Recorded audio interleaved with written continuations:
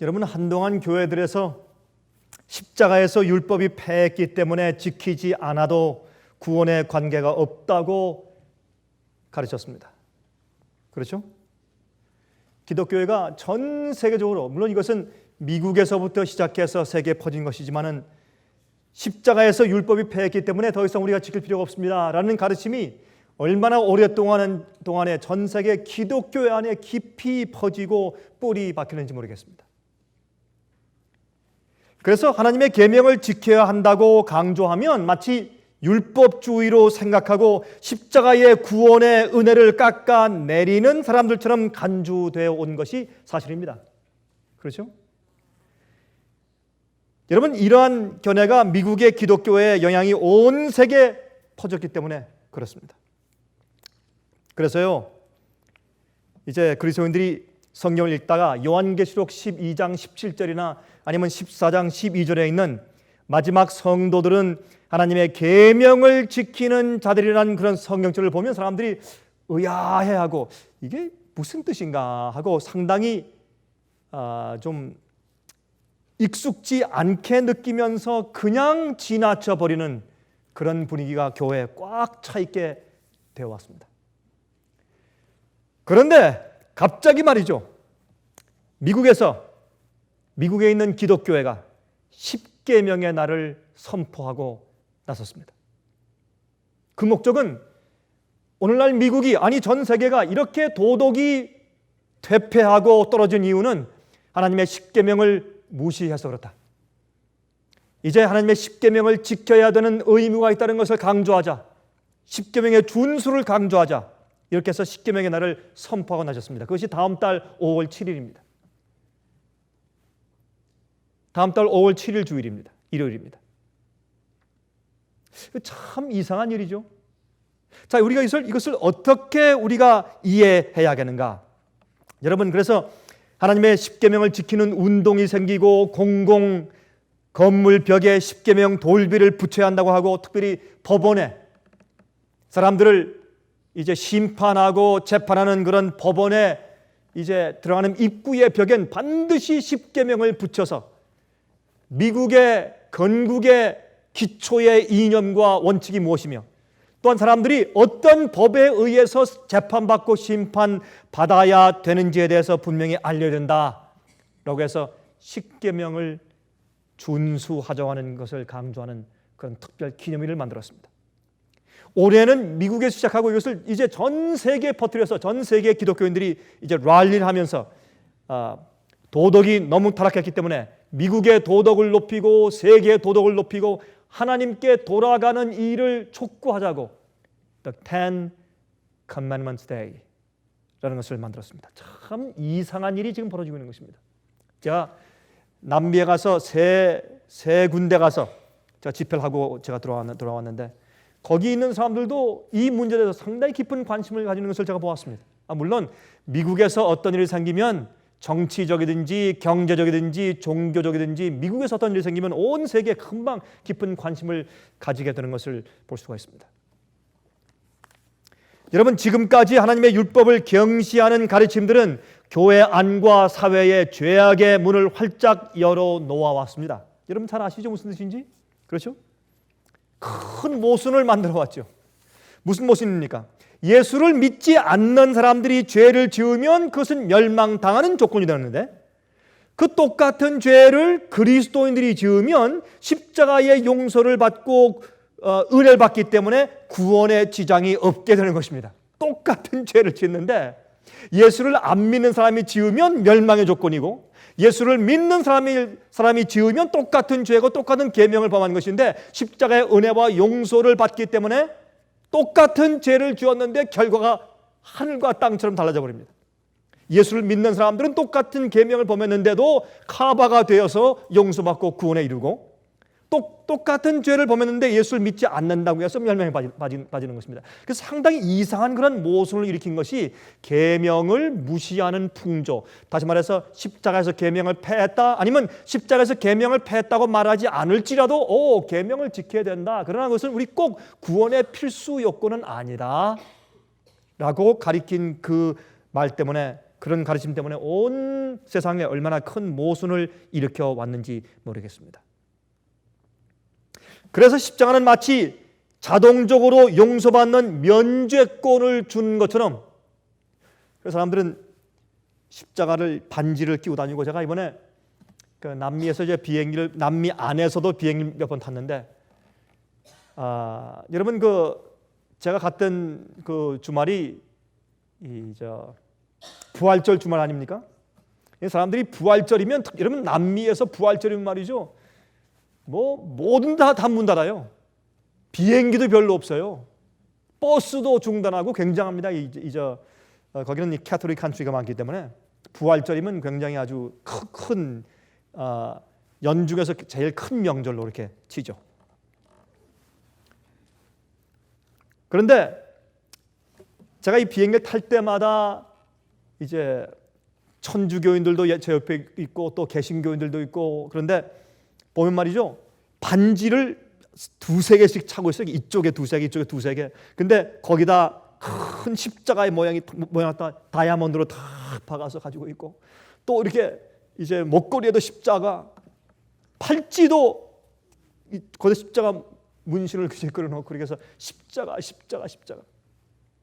그런데 이 사람들은 말이죠, 비행기가 막 이제 뜨려고 막 달려가면 다 이래요. 다 이러면서 다 이러고, 그다음에 또 비행기가 막 잘 떠서 무사히 가면은 절 보고 웃으면서 또 이래요 또. 아니 십자가를 믿는 사람들이 뭐 이렇게 겁이 나요? 죽으면 죽는 거지. 또 내릴 때 말이죠, 다 내리려고 하면 전부 다 또 이런데 얼마나, 근데 그게 얼마나 진지한지 몰라요. 정말 진지하게 십자가를 그리는 거예요, 이게 십자가. 열심히.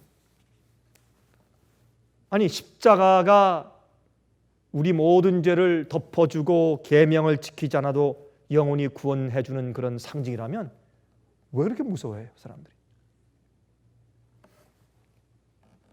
그런데 갑자기 말이죠, 갑자기 이 미국의 기독교가 너무나 부패하고, 어떤 의미에서 사회의 도덕이 너무나 땅에 떨어지고 하기 때문에 미국에 있는 보수주의 기독교인들이 이젠 목소리를 다해서 일어나기 시작했습니다. 그런데 이 운동에 연합한 것은 로만 캐톨릭 교회와 모든 개신교회와 심지어 유대인들까지 세 교회가 합쳐서 이 운동을 하는 것입니다. 참 놀라운 일입니다. 성경 예언은 마지막 시대 이 유럽에서 로마 교회의 교황권의 핍박에 견디다 못해서 도망온 개신교인들이 마지막에는, 세상 역사의 마지막에는 그 짐승의 정체와 교황권의 세력과 그렇게 핍박받아서 도망온 미국에 있는 개신교인들이 깊이 손을 붙잡을 것에 대해서, 연합할 것에 대해서, 그래서 미국이 땅에서 올라온 두 뿔가진 새끼 양 같은 짐승이, 먼저 나온 짐승인 교황권을 위해서 그 짐승의 우상을 만들어주고 거기에 모든 사람들을 절하게 하더라라는 예언이 요한계시록 13장에 기록되는 것입니다. 이것은 그 핍박을 피해서 미국에 와서 미국에서 미국을 새로운 개신교 국가로 건국할 때는 도무지 믿을 수 없는, 있을 수 없는 예언이었습니다. 아무도 안 믿었습니다. 그게 그렇게 될 것이라고 믿는 사람들이 아주 극소수였습니다. 우리 한국 사람들의 말 표현이 아무도 안 믿는단 말이지 조금 믿는단 말이죠, 그렇죠? 근데 보니까 남미 사람들도 표현이 그래요. 남미 사람들도 나다 아무도 안 믿는데요. 근데 정말 아무도 안 믿느냐? 조금 믿는다는 뜻이래 그게. 우리 한국 사람들하고 표현이 비슷해요. 그 사람들도. 그래서 우리는 예수님의 재림이 지연돼 온 것은 사실이지만은 성경 예언이 너무 정확하게 조목조목 성취되어서 이제는 짐승의 우상이 올라가는 그 예언까지 성취되는 것을 볼 때, 이젠 도리가 없구나. 이젠 끝이 되었구나.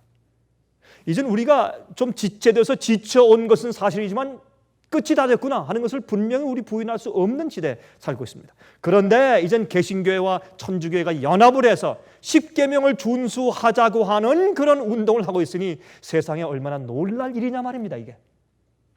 그런데 여러분 보세요. 이 국가의 힘을 빌려서, 정치의 힘을 빌려서, 경찰권을 빌려서 사람들의 양심에 관한 법률을 만들어서 강요하는 일이 생기는 것입니다. 그 일을 하기 위해서 지금 미국에서 어떤 일이 벌어지고 있습니까? 제가 늘상 말씀드렸지만 낙태를 금지시키는 법. 여러분 1888년도 당시 정도에는 미국에서 말이죠. 그때도 이 술을 만들지 말고 먹지 못하게 하라는 그런 법령을 만들었어요. 기독교회가 국가의 힘을 빌려서. 왜요? 미국의 도덕을 개선시키기 위해서. 지금도 미국의 도덕을 개선시키기 위해서 어떤 법을 좀 만들고 있습니까? 여러분이시요. 이 낙태를 금지시키는 법. 낙태하는 것은 나쁜 것입니다. 그러나 그것을 법적으로 할 수 있는 것은 있는 종류는 아닙니다. 왜? 양심적인 일이기 때문에. 그것은 윤리적인 일이고 도덕적인 일이기 때문에 도덕적인 일을 미국 헌법으로 사람들을 강요하는 그런 일을 하지 못하게 그렇게 제1조에 되어 있습니다. 그래서 종교와 국가는 연합할 수 없다고 분리의 정책을 가지고 있는 것입니다. 그러나 요즘에 아니다고 교회와 국가는 하나로 일치돼서 다시 이 도덕을 개선해야 되겠다고 미국에서 애쓰고 있는 것입니다. 이건 참 얼마나 놀라운 예언 성취입니까? 이런 일들은 100년 전만 해도 도무지 있을 수 없는 일처럼 여겨왔습니다. 50년 전만 해도 사람들이 다 콧방울 뀌었습니다. 어떻게 이런 일이 미국에서 생길 것인가? 그러나 지금 우리 눈앞에서 엄청난 일이 벌어지면서 십계명의 날까지 생기는 것을 볼 때 우리는 참으로 놀라움을 금할 길이 없는 것입니다. 여러분 이런 시점에서 왜 이런 일이 이루어지는지 참 우리가 성경 예언으로 볼 수 있는데 이러한 시점에서 성경에 나타나 있는 두 가지 율법에 대해서 알아보는 것은 아주 중요한 일이 아닐 수가 없는 것입니다. 성경에 나타나 있는 두 가지 율법. 여러분 성경의 율법이 두 가지 종류가 있죠. 그렇죠? 첫 번째 종류는 언약궤 안에 넣어두었던 뭐예요? 무슨 계명? 십계명.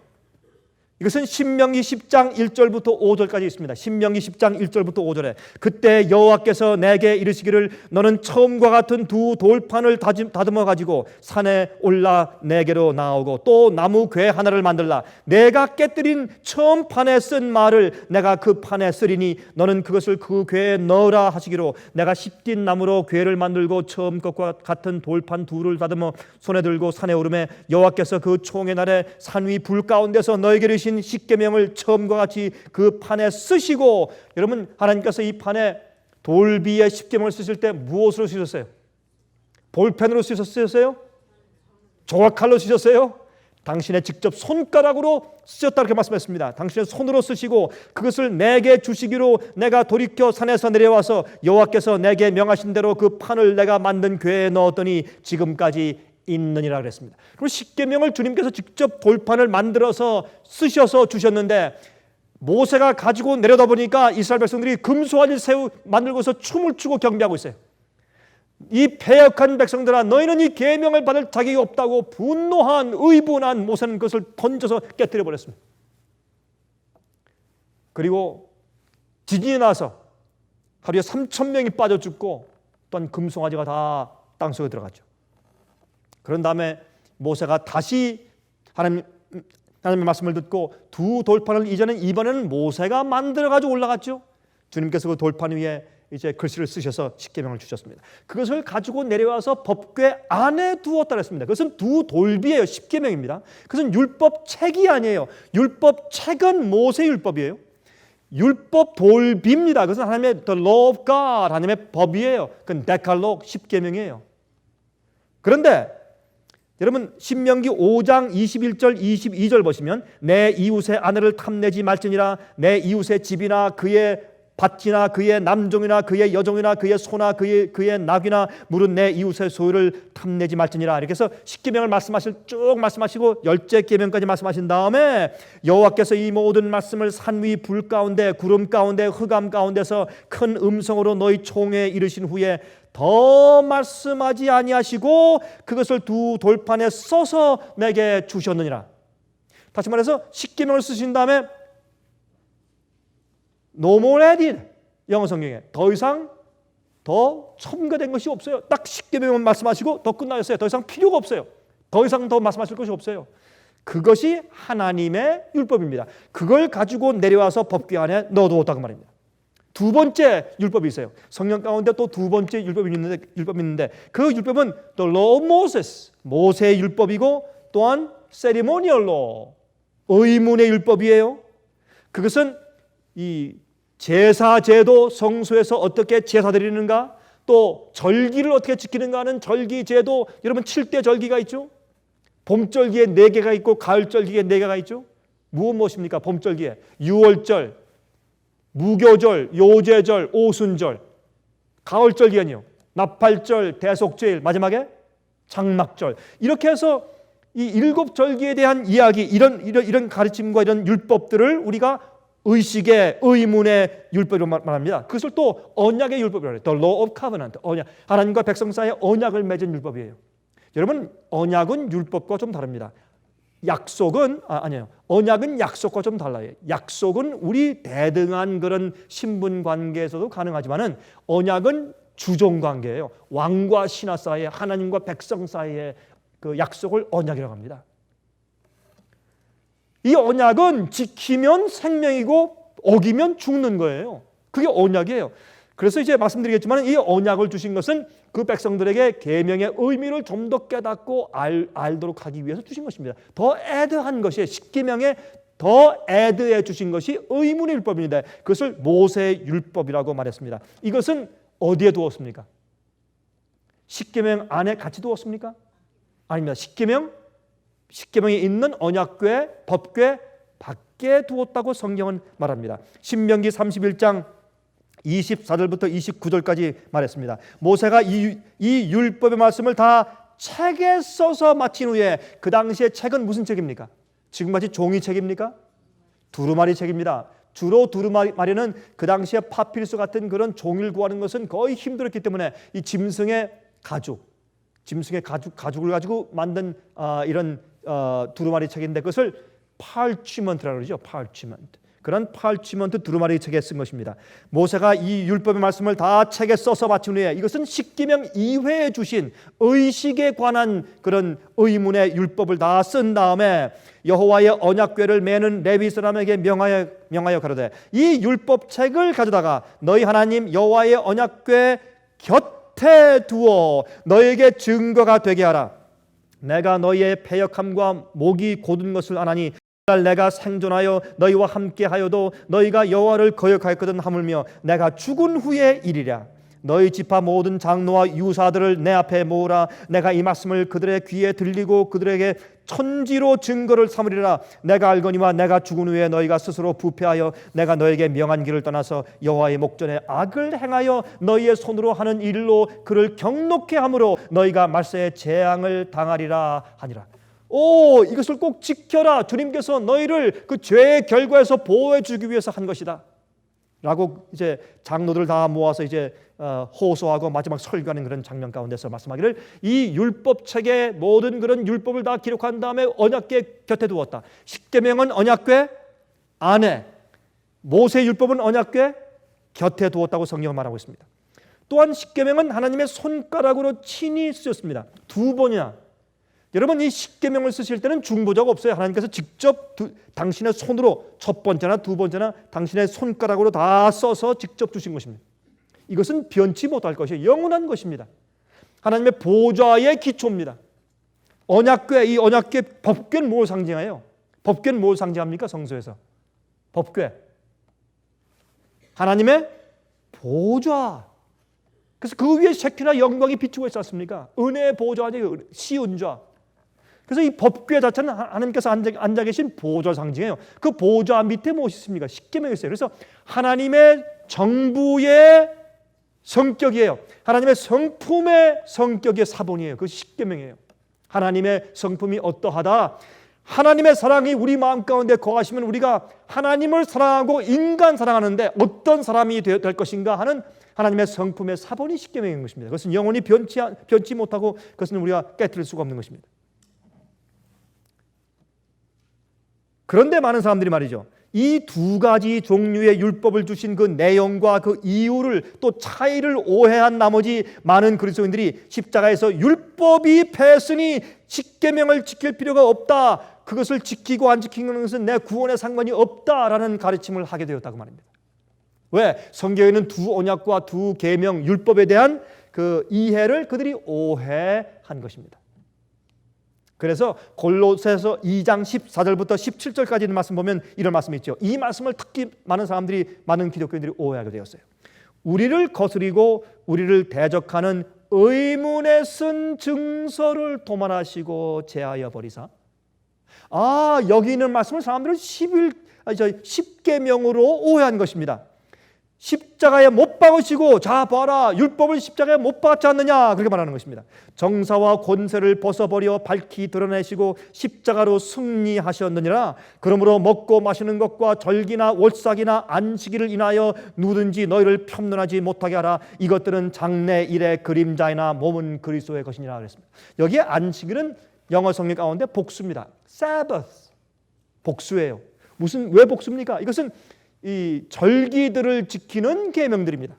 여기에 있는 것은 의문에 쓴 증서를 도말하시고 했기 때문에 이것은 의문의 율법이에요. 모세의 율법입니다. 십계명 이외에 절기를 지키는 것과 양잡아 제사하는 그런 것들과 또한 사회법과 이런 모든 그런 모세의 율법을 기록한 그 증서를 십자가에 못 박으셨습니다.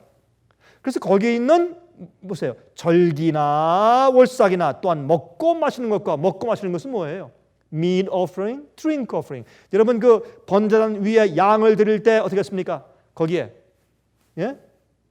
이 떡을 만들어서 밀가루 반죽을 해서 거기 또 드렸고 또 어떻게 해요? 거기다 이 포도즙을 부었어요. 그것을 어떻게 먹는 것과 마시는 것으로 말씀드리는 것입니다. 먹는 제물과 마시는 제물도 같이 함께 드린 것이기 때문에 이것은 전부 다 의문에 속한 율법을 말하고 있어요. 그 가운데서 월삭이나 안식일을 인하여 편론치 말게 하라. 이런 말은 이것은 월삭을 지키는 그 제도와 또한 절기의 안식일을 지키는 제도를 말하는 것입니다. 예를 들어서 장막절에 시작하는 날이 장막절의 안식일이고 장막절이 끝나는 날도 장막절의 절기 안식일들이에요. 왜? 그날은 사람들이 일하지 않고 쉬게 했습니다. 그 절기의 의미심장함을 그들이 깨닫고 이해하도록 하기 위해서 일하지 말고 그들이 명상하면서 쉬게 한 절기 안식일들이 많이 있었어요. 그러므로 여기에 어떤 사람들은 바울이 이제 말씀을 가르치고 복음을 가르치고 예수님의 십자가의 은혜와 구원을 가르치고 가면 그 뒤에 유대인들이 졸졸 따라다니면서 아니다 절기도 계속 지켜야 된다. 할 일을 해야 된다. 이런 것을 자꾸 가르치기 때문에 금식일을 지켜야 된다. 이렇게 모세의 율법을 강조하기 때문에 사도 바울이 강력하게 그것은 십자가에 주님께서 못 박고 없어진 것이요. 왜? 거기에 이런 절기 제도들은 무엇을 상징합니까? 예수님께서 메시아가 와서 돌아가실 것과 부활하실 것과 어떻게 생하실 것을 전부 다 예언한 것이 절기 아닙니까?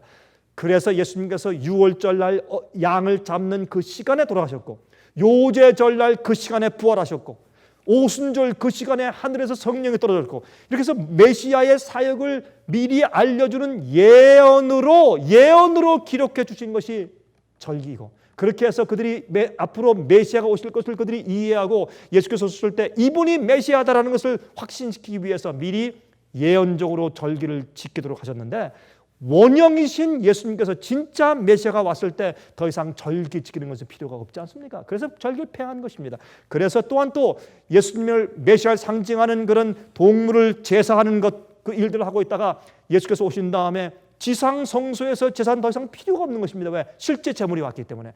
그래서 그것을 십자가로 못 박고 폐했다고 하는 것을 사람들은 마치 십계명이 폐한 것처럼 오해하게 되었단 말입니다. 이것은 많은 그리스도인들 마음 가운데서 성경에 나타나 있는 두 가지 율법에 대해서 그 사람들이 제대로 이제 혼돈하고 그들이 똑바로 이해하지 못했어요. 여러분 성경에 율법이 많이 나와요. 율법이라는 말이 많이 나오는데 이것이 요 대목에서는 이 율법이 무엇을 상징하는가를 오해한 것입니다. 어떤 대목에는 똑같은 율법이라는 단어도 십계명을 상징했고 어떤 것은 전체적인 이런 모세의 율법을 상징했는데 그것을 구분하지 못해서 오해가 생긴 것입니다. 그래서 근데 여기 뭐라 그랬습니까? 우리를 거스리고 우리를 대적하는 의문에 쓴 증서를 도말하여 제하여 버리사 그랬어요. 여러분 십계명은 우리를 거스리고 우리를 대적하는 법입니까? 아닙니다. 무엇이 그렇게 합니까? 그것은 갈라디아 3장 10절부터 14절까지 이렇게 기록되어 있어요. 무릇 율법 행위에 속한 자들은 저주 아래에 있나니 기록된 바 누구든지 율법 책에 뭐라 그랬어요? 율법 책에 기록된 대로 온갖 일을, 십계명의 온갖 일이 아니죠. 율법 책에 기록된 대로 온갖 일을 행하지 아니하는 자는 저주 아래 있는 자라 하였음이라. 또 하나님 앞에서 아무나 율법으로 말미암아 의롭게 되지 못할 것이 분명하니 이것은 무엇입니까? 이는 의인이 믿음으로 살리라 하였습니다. 여러분, 절기 지키는 것이나 제사하는 것이나 이런 모든 의문의 율법을 지키는 모세의 율법을 다 지켜야 완전하다고 인정받는데, 누구든지 율법 책에 기록된 대로 온갖 일을 행하지 않으면 저주를 받아요. 그러니까 그 행위를 우리가 어떻게 우리가 의롭게 될 수 있냐 말입니다. 그것을 이게 설명했습니다. 그리고 이는 그리스도 예수 안에서 아브라함의 복이 이방인에게 미치게 하고 또 우리로 하여금 믿음으로 말미암아 성령의 약속을 받게 하려 하심이라 그랬어요. 아브라함의 자손이란 그 당시 특징이 무엇입니까? 어떤 의식을 행했어요? 이 아브라함의 자손이란 그런 특별한 의식을 행하는 것이 무엇이었습니까?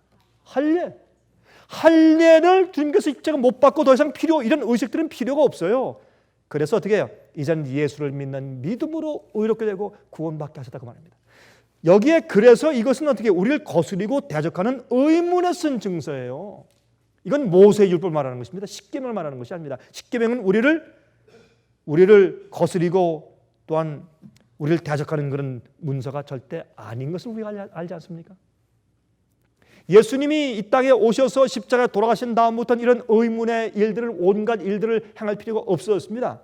여러분, 그런데 자, 의문의 율법을 주님께서 그러면 이스라엘 백성들한테 왜 주었을까요? 무엇 때문에 의문의 율법을 주었을까요? 여러분, 의문의 율법을 주신 것은 중보자가 누굽니까? 모세입니다. 새 언약의 중보자는 누구예요? 예수님이에요. 예수께서 우리의 중보자예요. 그러나 옛날 모세의 율법을 이스라엘 백성들에게 주셨을 때 그 모세 율법을 주실 때의 그 중보자는 모세였습니다. 모세가 하나님께 대신 받아서 책에 다 써서 이스라엘 백성들한테 가르쳐서 그렇게 지키도록 명령한 것입니다. 이렇게 이 이스라엘 민족들에게 의문의 율법을 주신 이유와 목적은 이스라엘 나라를 불순종으로 멸망당하지 않도록 하기 위해서 주신 교훈의 법입니다.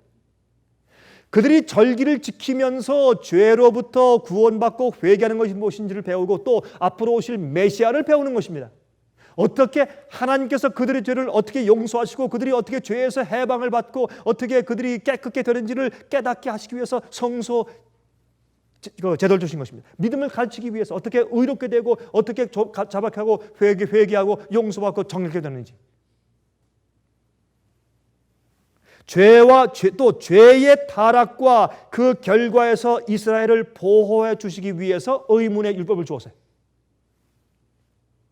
여러분, 거듭나지 않은 이스라엘 백성들에게 십계명을 보호하는 규례들을 더해 주신 것입니다. 그들이 그러한 규례를 지킬 때 어떻게 해요? 의를 배우고 하나님이 두렵고 주님의 명령을 지키면서 십계명을 보호하게 되어 있어요. 그래서 어떤 의미에서 의문의 율법 중심의 사상은 십계명이에요. 십계명도 십계명이고, 의문의 율법이 가르치는 것은 십계명을 올바로 지키도록 가르치는 규례들이었습니다. 규례와 법도들이었어요. 그래서 여러분, 신명기 30장 19절 그다음에 15절부터 20절 제가 읽겠습니다. 한번 들어보세요.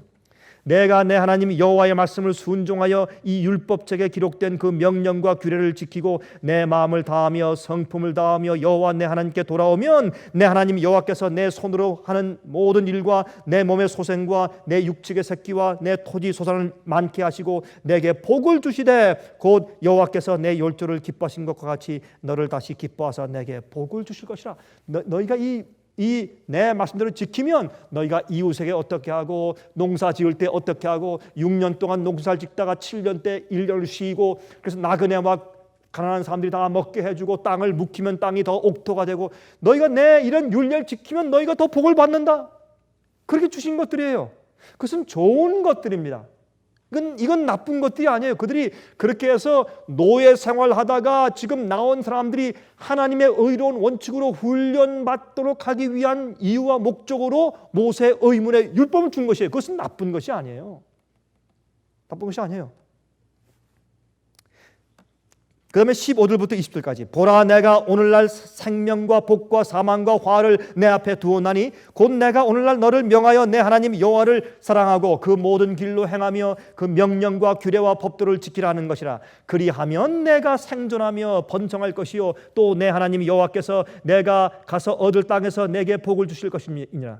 그러나 내가 만일 마음을 돌이켜 듣지 아니하고 유혹을 받아서 다른 신들에게 절하고 그를 섬기면 내가 오늘날 너에게 선언하노니 너희가 반드시 망할 것이라. 너희가 요단을 건너가서 얻을 땅에서 너희의 날이 장구치 못할 것이니라.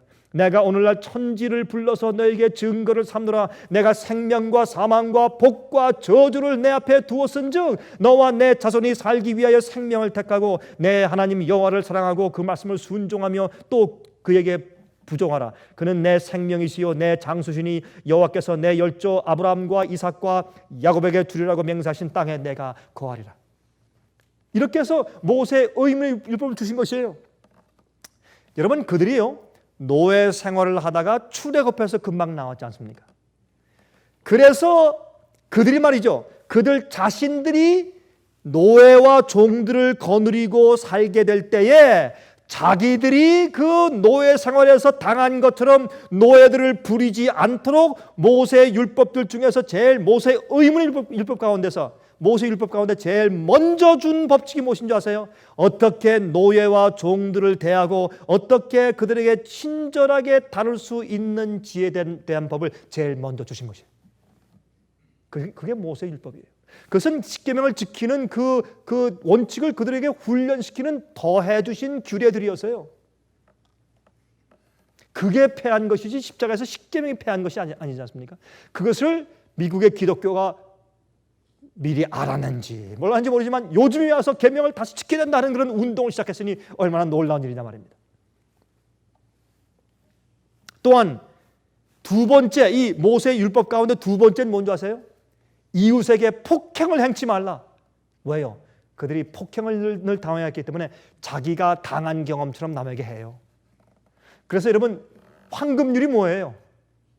너희가 남에게 대접을 받고자 하는 대로 남을 대접하라. 그 속에 계명이 다 들어있어요. 첫 번째 온 마음을 다해서 주 너희 하나님을 사랑하고 두 번째 내 이웃을 내 몸과 같이 사랑하라. 율법과 선제의 모든 강령이 그 속에 다 들어있어요. 십계명이 그 말씀 가운데 다 들어있고 그 말씀에 또 다른 그 이제 줄임말이 황금률이에요. 다른 사람이 내게 어떻게 해주길 원하는가? 너희가 대접을 받고자 하는 대로 남을 대접하라. 여러분 우리 한국에도 사람들이 그러죠. 시집살을 많이 한 시어머니는요 며느리를 더 괴롭혀요. 대부분 그래요. 내가 시집살 많이 했으면은 지겨워가지고 아이고 나는 내 며느리 잘해주겠다 그럴 것 같은데 오히려 반대예요. 나는 이렇게 당했는데 너는 이렇게 편해서 되겠느냐? 너도 당해봐라. 그런 마음인지 아니면 남한테 그렇게 당해봤기 때문에 그게 자기 속에 습관이 되어 있어요. 이게 당연한 것처럼 느껴져요. 그래서 하나님께서 제일 먼저 의문의 율법 주실 때 종들을 어떻게 다룰 것과 그들에게 어떻게 친절히 할 것과 그들에게 어려움이 생기면 자식에게 어려움이 생긴 것처럼 똑같이 대해주라. 이웃에게 악을 행하지 말고 폭행하지 말아라. 이런 것을 다 가르쳐 주신 것들이에요. 사실은 그것이 바로 그래서 그들이 타락해서 그들이 멸망당하지 않게 하기 위해서 주님께서 계속 교육시키기 위해서 주신 것이 의문의 율법이에요. 그것이 목적이에요. 우리도 많죠? 우리도 성경은 어떻게 먹고 어떻게 마시고 어떻게 입으라 그런 말까지 다 있어요. 왜요? 그런 것은 우리가 그렇게 함으로 우리가 부절제함으로 생기는 악한 죄의 결과에서 우리를 보호하시기 위한 주님의 규례예요. 좋은 것들입니다. 그런데 문제는 많은 사람들이 왜 이게 문제가 됐느냐? 유대인들이 이스라엘 백성들이 이렇게 준 것들을 어떻게 해요?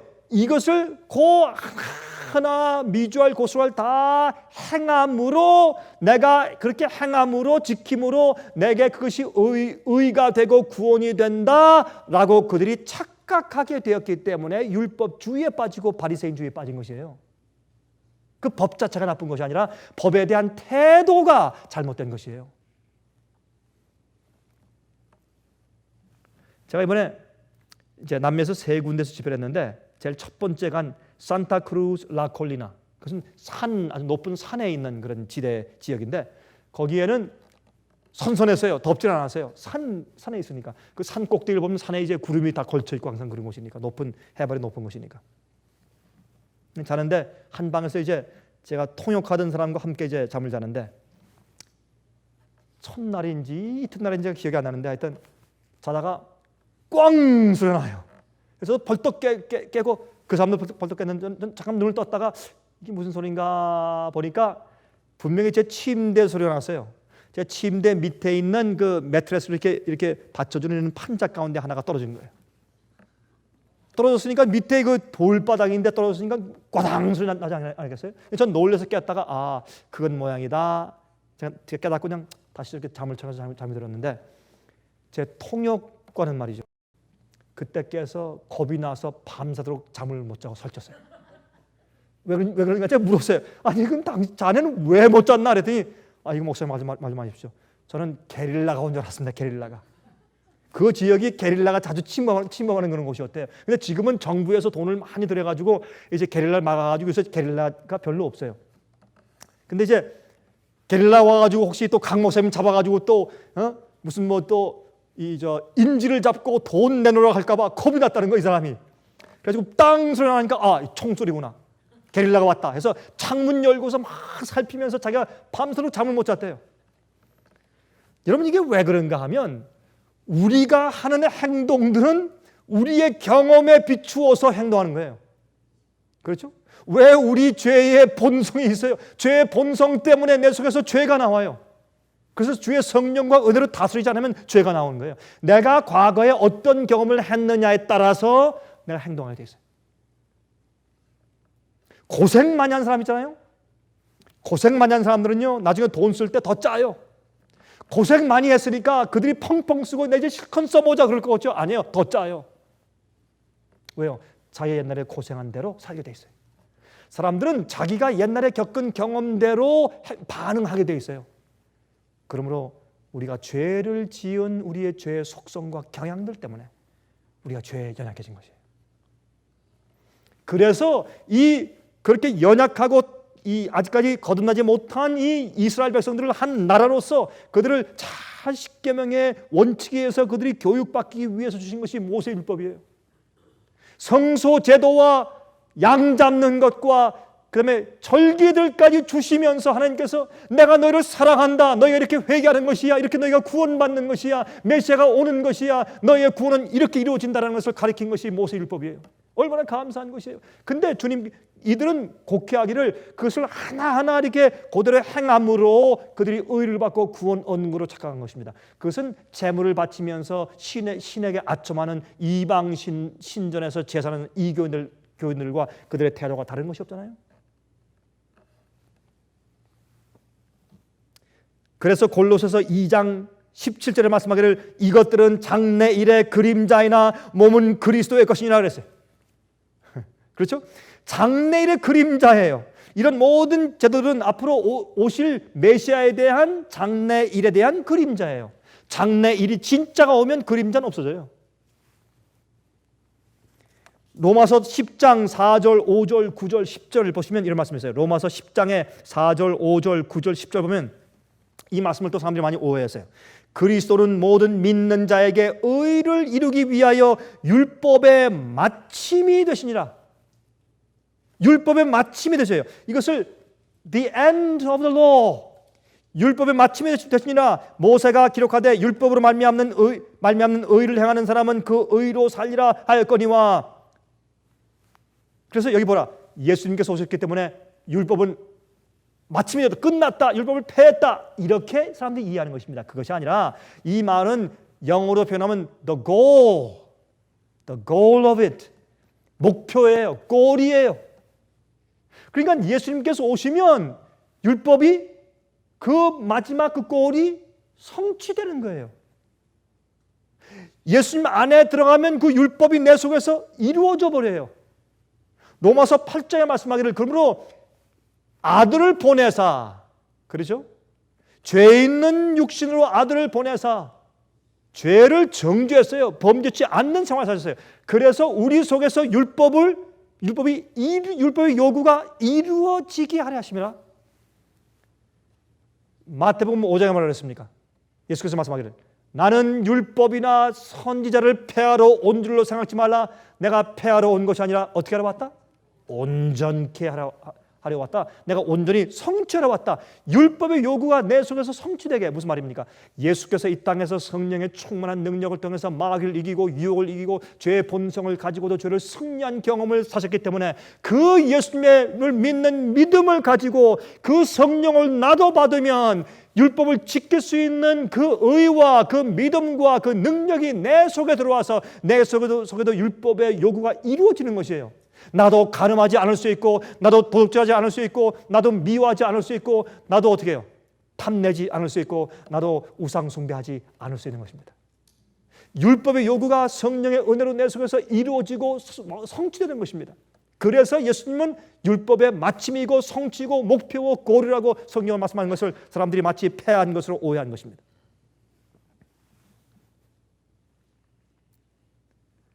여러분, 그래서 예레미야 31장 31절부터 33절 보시면 이미 구약 성경에 하나님께서 말씀하기를 새 언약을 언급해 두셨어요. 이미 구약 성경에 나 여호와가 말하노라 보라 날이 이르리니 내가 이스라엘 집과 유다 집에 새 언약을 세우리라. 이것은 구약 성경이에요. 나 여호와가 말하노라 이 언약은 내가 그들의 열조의 손을 잡고 애굽 땅에서 인도에 하여 내던 날에 세운 것과 같이 아니할 것은 내가 그들의 남편이 되었어도 그들이 내 언약을 파하였습니다. 나 여호와가 말하노라 그러나 그날 후에 내가 이스라엘 집에 세울 언약은 이러하니라 곧 내가 나의 법을 그들의 속에 두며 법궤 안에 두는 것이 아니라 이제 우리 마음속에 두어요 그 마음에 기록하여 나는 그들의 하나님이 되고 그들은 내 백성이 될 것이라. 우리의 마음속에 성령으로 기록하시는 것입니다. 그래서 예레미야 23장 6절에 말씀하기를 그의 날에 유다는 구원을 얻겠고 이스라엘은 평안히 거할 것이며 그 이름은 여호와 우리의 의라 일컬음을 받으리라 그랬어요. 여호와 우리의 의라. 여호와 우리의 의라.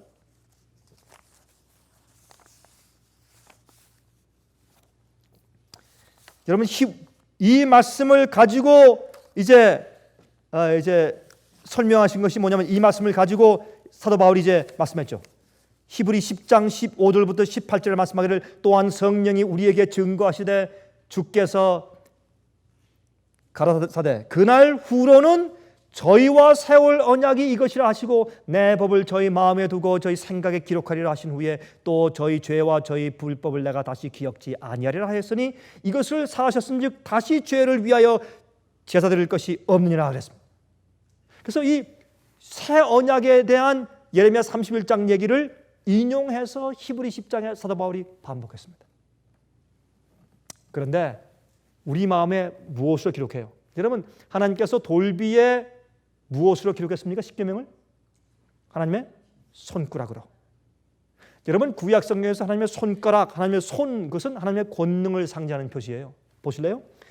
출애굽기 8장 19절에 보시면 술객이 바로에게 고하되 이는 하나님의 권능이니라 하나 바로의 마음이 강팍하게 되어 그들을 듣지 아니하였으니 여호와의 말씀과 같더라. 여기에 하나님의 권능입니다 하는 것을 킹 제임스 버전 성경이나 원어 성경에는 보면은 하나님의 손가락이라고 그랬어요. 오 왕이시여 이것은 하나님의 손가락의 역사입니다 그렇게 했어요.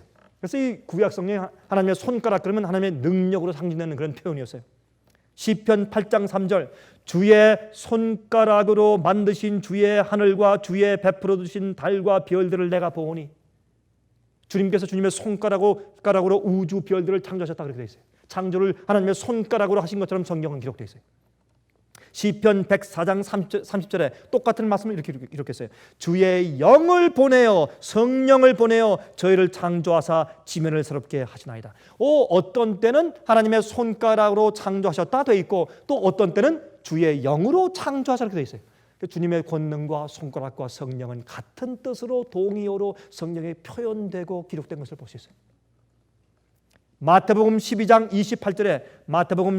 28절에 보기를 말씀하기를 그러나 내가 하나님의 성령을 힘입어 귀신을 쫓아내는 것이면 하나님의 나라가 이미 너희에게 임하였느니라. 그래서 성령께서 귀신을 쫓았다고 설명했어요. 똑같은 말씀을 누가복음 11장 20절에 말씀하기를 그러나 내가 만일 하나님의 손을 힘입어 귀신을 쫓아내는 것이면 하나님의 나라가 이미 너에게 임하였느니라. 똑같은 말씀인데 한 군데는 성령으로 한 군데는 하나님의 손 아니면 손가락으로 그렇게 되어 있어요. 그러므로 돌판에 하나님의 손가락으로 십계명을 기록해 주는 것은 완악하고 딱딱한 돌 같은 우리 마음에 그런 뜻이에요. 그게 왜 하나님께서 돌비에 썼냐면 왜 돌비에 하필이면 십계명을 돌비에 쓰신 것은 이렇게 완악하고 딱딱한 우리 심령 가운데 하나님께서 성령의 능력으로 어떻게 해요? 우리 마음 가운데 율법을 기록해 주시는 것이에요. 성령밖에 할 수가 없어요. 그래 우리 마음이 부드럽게 풀어지고 순종하는 백성이 되는 것이에요. 거듭난 백성이 되는 것이에요. 성령이 충만한 백성이 되는 것이에요. 그래서 성령으로 우리 계명을 우리 마음속에 기록해 두신다고 설명되어 있는 것입니다. 우리 이 말씀만 읽고 마칩시다. 시편 19장을 읽겠습니다. 시편 19장을 보면 제일 먼저 하나님께서 창조하신 얘기가 나와요. 창조하신 얘기가 나온 다음에 그다음에 율법 얘기가 나와요. 이것도 같은 맥락이에요. 하나님께서 당신의 손가락으로 우주와 별들과 지구를 창조하신 다음에 똑같이 주님의 성령의 역사로 율법을 우리 마음 가운데 새겨주세요. 그것을 시편 19장의 전체 창조와 율법 문제에 나누어서 기록해 둔 것이에요. 우리 다 펴세요. 읽어보십시다. 시편 19장입니다. 1절부터 읽겠습니다. 하늘이 하나님의 영광을 선포하고 궁창이 그 무엇으로 하신 일을?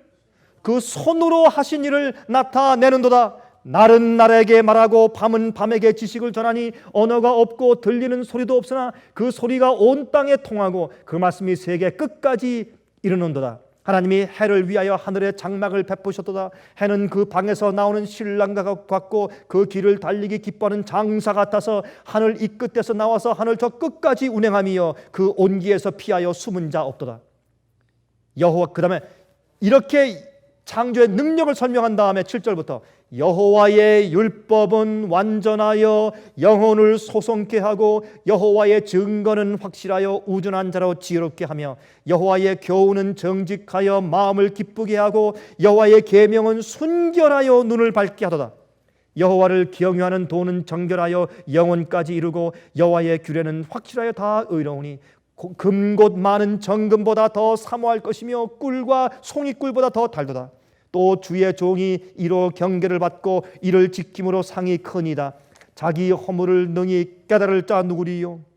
나를 숨은 허물에서 벗어나게 하소서. 또 주의 종으로 고범죄를 짓지 말게 하사 그 죄가 나를 주장치 못하게 하소서. 그리하시면 내가 정직하여 큰 죄가에서 벗어나겠나이다. 계명을 보아야 우리 마음 가운데 죄를 깨닫고 우리가 주 앞에 나갈 수 있지 않습니까? 14절 나의 반석이시요 나의 구속자이신 여호와여 내 입의 말과 마음의 묵상이 주의 앞에 연락되기를 원하나이다. 그래서 마지막 주의 백성들은 주의 성령의 능력으로 하나님의 손가락으로 그의 마음과 골수에 주님의 법도와 계명이 쓰여진 자들이 주의 마지막 백성들입니다. 십계명의 날을 아무리 세워서 강조해 보았자 사람들을 계명을 지키게 할 수 없어요. 거듭나고 성령에 충만해서 마음속에 계명이 기록된 자들만이 계명을 지킬 수가 있습니다. 그러므로 성경 가운데 있는 두 가지 언약과 두 가지 율법을 이해함으로 이번에 십계명의 날을 통과하면서 정말 계명을 존중하는 경험을 하게 되시기를 간절하게 바랍니다. 자비하신 하늘에 계신 우리 아버지, 우리가 진실로 주님 속히 오시기를 기대합니다. 주님의 재림과 우리를 이 땅에서 구속해서 데려가심 이외에는 우리에게 소망이 없기 때문에 그렇습니다. 주님이시 우리가 얼마나 그날을 사모하는지요. 우리가 이 머나먼 여정길을 걷고 있사오니 저희의 피곤한 다리를 붙들어 주시고 연약한 무릎을 굳게 해주셔서 곁길로 가지 않게 해주시옵소서. 하늘에 계신 아버지시여, 주의 성령의 위로가 저에게 필요합니다. 주님의 도우심이 필요하고 매일매일 주님의 손가락으로 주의 능력과 성령으로 우리의 마음과 골수에 주의 계명을 기록해 주시길 기도합니다. 매일 거듭난 마음을 갖기를 원합니다. 주여, 우리 마음을 소생시켜 주시옵소서. 주님이시여, 이제 세상이 마지막을 향해서 치닫는 것을 우리가 의심할 여지가 없습니다. 마지막 주의 참된 성도와 백성 되게 해주시옵소서. 예수 그리스도 이름으로 간절하게 기도합니다. 아멘.